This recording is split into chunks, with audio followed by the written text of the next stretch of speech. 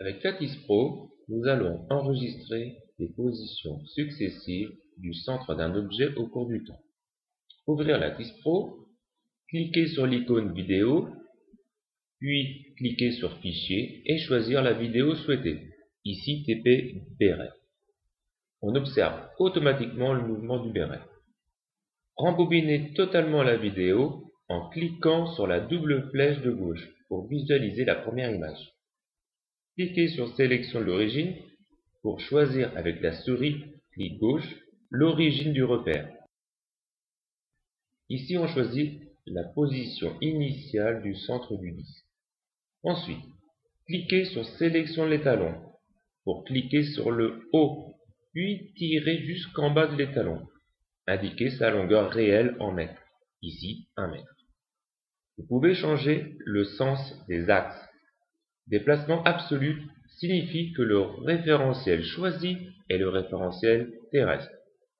Cliquez sur Sélection manuelle des points, puis pointez précisément le centre de l'objet étudié à l'aide du clic gauche et en utilisant le zoom en bas à droite. Quand on a cliqué sur la position, la séquence avance automatiquement d'une image.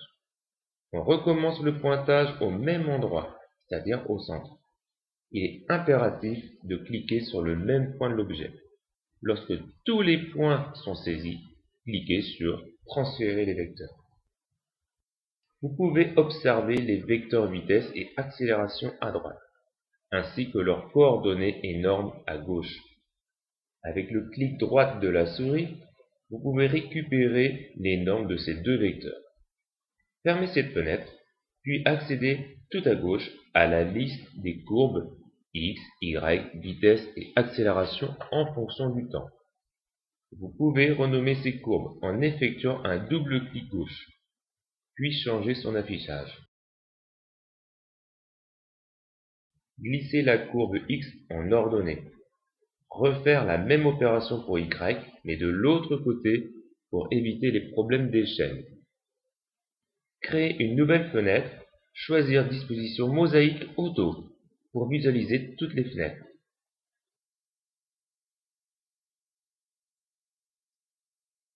Visualisez sur cette fenêtre les courbes représentant la vitesse et l'accélération au cours du temps.